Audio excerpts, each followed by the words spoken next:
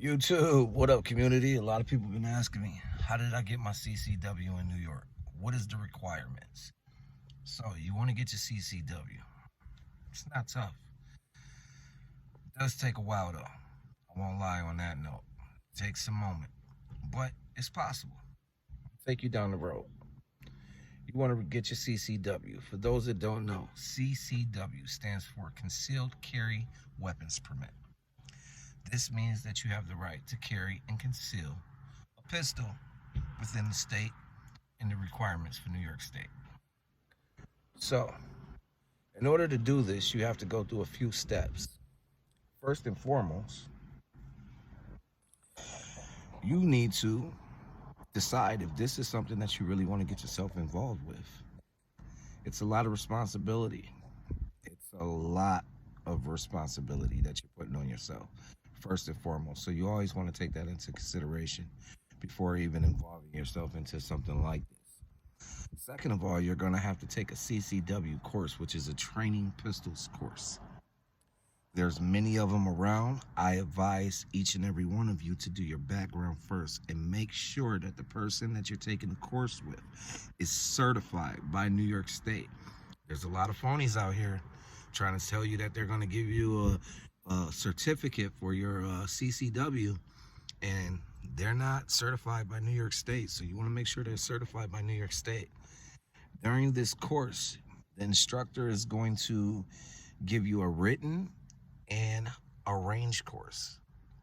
The written exam is going to go over all the details, learning the laws, the functions, and other things about the pistol that you should be aware of, from cleaning to operation, different types of pistols. They're going to go through the whole 9 yards with you. Then you have to take the range course. The range course is you qualifying with a pistol.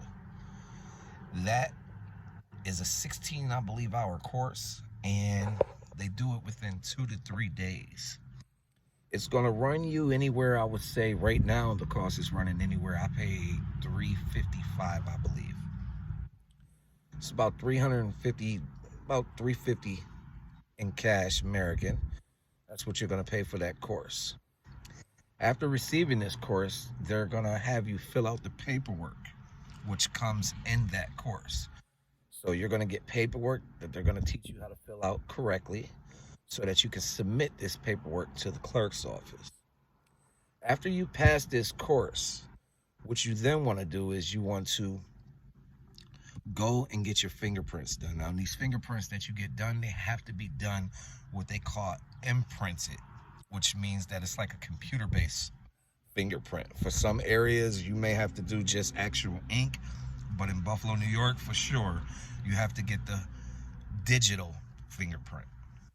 There's different places around the city that you can have this done, but on the receipt, you want to make sure that it says for CCW or for pistol permit on the receipt. You're going to hold on to that, and then you need to go to a photo shop and get you one of those passport photos. I believe you're going to need probably, I would say, get like 5 of them, because you're going to have to put them on numerous documents, and you want to have them available for when you hand in your information to the clerk's office. After getting your fingerprints, for those of you that had ugly situations in your past, this is the next step.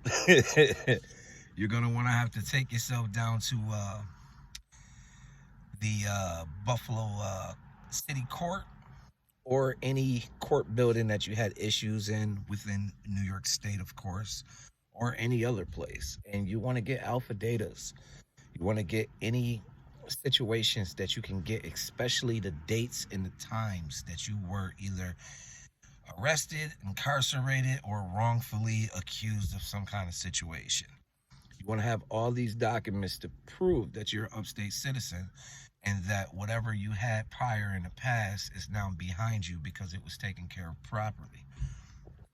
For those of you that still have things on your record that you need to get dismissed, you might have to go and get a lawyer to get them sponged, depending on the issue of the situation. From what I've noticed, the main situation that these law enforcement individuals like the sheriffs or the FBI are looking into is the violent crimes.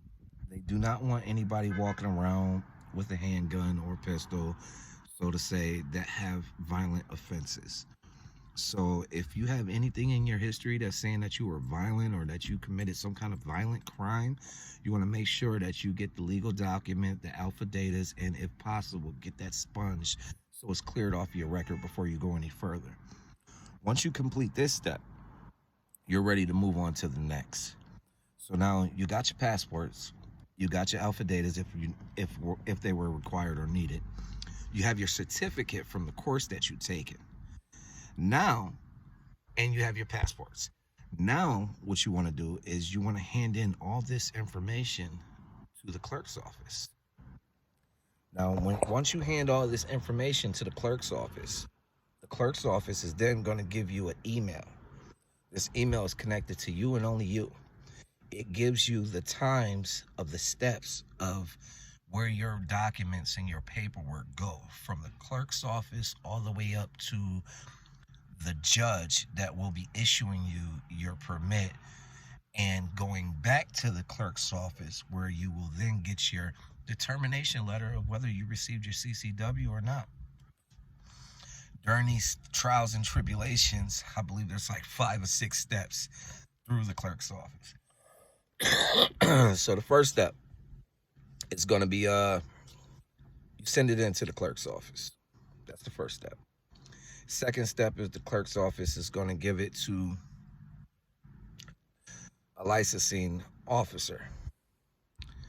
That licensing officer is going to take it, and then he's going to give it to the sheriff's department. The sheriff's department is going to run a background check, find out who you are, find out everything about you. Then after that, they're going to send it to have the reference called. It's going to be a reference check. They're going to call 4 members to see if you qualify for having this permit. These 4 individuals that you put down are the same individuals that you put on your on your paperwork when you filed with your clerk's office. These references that you put on your paperwork, they're going to tell you in the class. You have to make sure that they're upstanding citizens. You have to make sure that they don't have any issues. You also have to make sure that they're going to speak on high terms on you, because they will be getting phone calls and they will be asked about what kind of person you really are. Once you get those references called, you're then going to get your paperwork sent to the licensing officer. The licensing officer is the person that pretty much determines if everything on your paperwork meets the right qualifications, and if he feels as though you should be seen or sworn to a judge to receive your paperwork or your CCW. Now, with the licensing officer, some situations they may call a person and tell them that you've been approved or you've been disapproved. Other situations, like myself, they'll ask you to come in and have a conversation with them, talk to them. My situation, I had to speak to a licensing officer, which was also a sheriff, and he just wanted to sit down and ask me a few questions about my life. And this is where I will tell you, be honest, be truthful. Don't think that they don't know or they're not aware of something that's going on with you, because trust and believe, they know everything. This is not your regular random check. They're going to find out everything about you. Up, down, sideways, you name it. After that, more than likely during that meeting or after that conversation, whether it be on phone or meeting, you will know if your paperwork is going to the judge and if you're going to receive your pistol permit.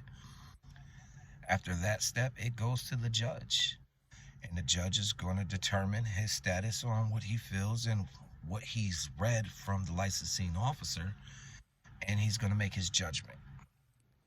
Receiving your pistol permit, you can receive it in many different ways. Some people receive it unrestricted, like myself, which means that, there is no jurisdiction besides of the main rules. that I can't take my pistol. I can pretty much take my pistol anywhere as long as it's not like a state park, hospital, kid zones, you know what I'm saying, or federal buildings. Other than that, I'm pretty much good.